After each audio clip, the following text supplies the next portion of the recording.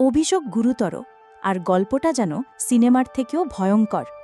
তৌহিদ আফ্রিদি কি সত্যিই অসুস্থ, নাকি আদালতকে ফাঁকি দেবার জন্য সাজানো নাটক?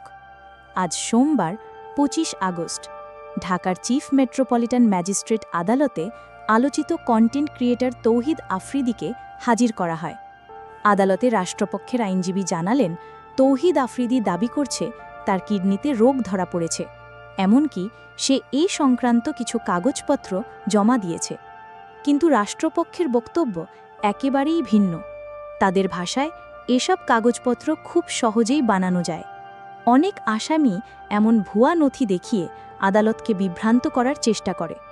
রাষ্ট্রপক্ষের আইনজীবী অ্যাডভোকেট নয়ন আরও বলেন, তৌহিদ আফ্রিদি একজন মিডিয়া সন্ত্রাসী। তার বিরুদ্ধে অভিযোগ, তিনি হাউন আঙ্কেলের সঙ্গে হাত মিলিয়ে দেশে অস্থিরতা সৃষ্টির ষড়যন্ত্র করেছেন। যাত্রাবাড়ির আলোচিত ঘটনার সঙ্গেও তার সংশ্লিষ্টতা রয়েছে বলে দাবি করে পুলিশ।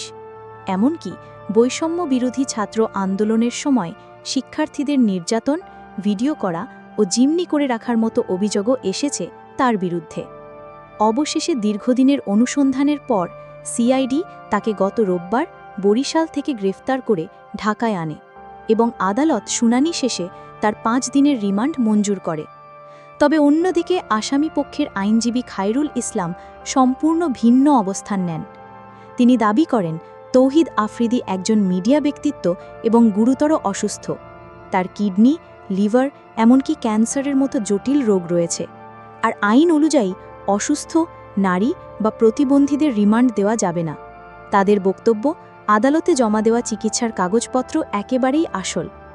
আদালত কক্ষের বাইরে যখন এই খবর ছড়িয়ে পড়ে, তখন মানুষজনের মধ্যে দেখা যায় নানা প্রতিক্রিয়া। কেউ বলছে আফ্রিদি অসুস্থ, তাকে নির্যাতন করা যাবে না। আবার কেউ বলছে এটা তার পুরনো নাটক, ভুয়া কাগজ দিয়ে আইনকে বোকা বানানোর চেষ্টা। মানুষ বিভক্ত হয়ে গেছে ২ ভাগে, কিন্তু চারদিকে একটা চাপা উত্তেজনা, নীরবতা, যেন সবাই অপেক্ষায় আছে সত্যিটা বেরিয়ে আসার। এই ঘটনা আমাদের চোখে আঙুল দিয়ে দেখিয়ে দেয়, সত্য আর মিথ্যার যুদ্ধ সবসময় খুব সহজে ধরা পড়ে না। মানুষ চাইলে ভুয়া কাগজ বানাতে পারে, কিন্তু বিবেকের কাছে মিথ্যা কখনো টেকে না। যেই হোক না কেন, আইন সবার জন্য সমান, আর সত্যকে লুকিয়ে রাখা যায় না। আজকের গল্পে আমরা একদিকে দেখলাম অসুস্থতার দাবি, আরেক দিকে সন্ত্রাসের অভিযোগ। সময়ই বলে দেবে কে সত্যি আর কে মিথ্যা। কিন্তু আমরা প্রত্যেকেই যেন মনে রাখি, সত্যের পথ কষ্টের হলেও মিথ্যার ওপর দাঁড়িয়ে কখনো মুক্তি পাওয়া যায় না। তৌহিদ আফ্রিদির ভবিষ্যৎ এখন আইনের হাতে, আর দেশ তাকিয়ে আছে বিচারকের রায়ের দিকে।